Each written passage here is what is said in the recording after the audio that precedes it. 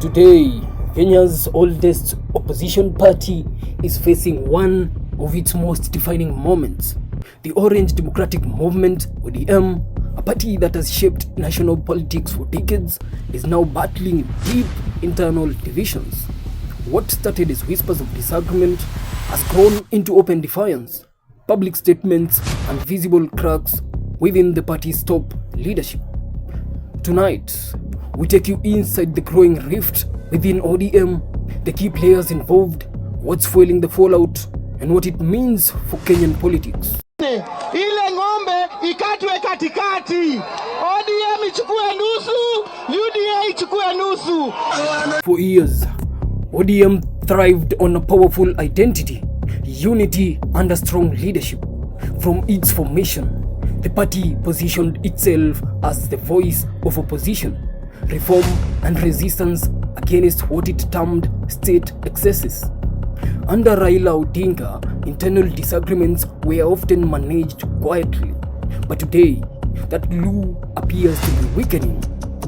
So he said it's better to have a country that is civil, where leadership can be replaced through the ballot rather than through the bullets. With the political landscape shifting and alliances changing, ODM is now confronting a challenge from within, a struggle over direction, loyalty, and relevance. The current tension traces back to ODM's evolving relationship with the ruling government. Some leaders support political cooperation, arguing it brings stability and development. Others see it as betrayal of the party's opposition roots. This disagreement has slowly morphed into open camps within ODM. Raila told me, Sifuna, give these people 6 months. It's been 6 months. And I am here to say, I am here to sound the alarm that they have 30 days to give us a final report on the MOU, because that MOU is not extendable.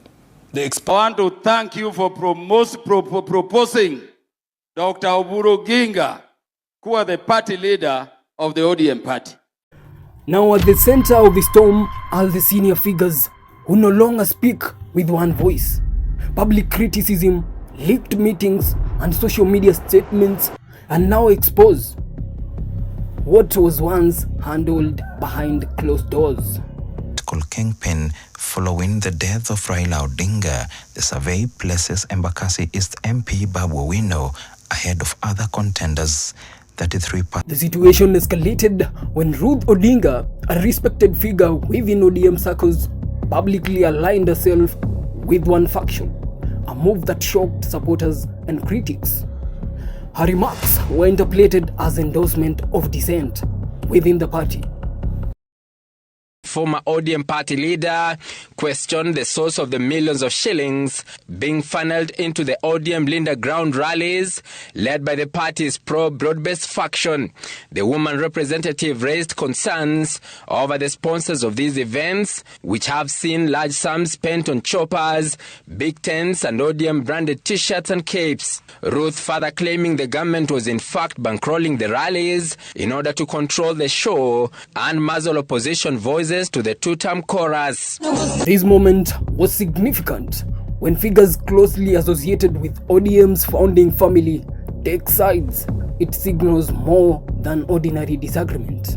It suggests a party wrestling with its own identity. ODM party leader Dr. Oburu Oginga, accompanied by one of his deputies, Kisii Governor Simba Arati, party national chairperson Gladys Wanga, and several other governors were ushered to Kakamega with 2 parallel ODM meetings. The meeting was in Mabole Butere constituency. The second meeting was in Kakamega town, each group saying they are ODM delegates but from different camps. Now as tension rise, some ODM leaders have chosen silence, while others have doubled down on their positions. This imbalance has left supporters confused, unsure which directions the party is taking. Grassroots members are asking hard questions. Is ODM still opposition? or is it transforming into a partner of convenience? Ikatwe katikati.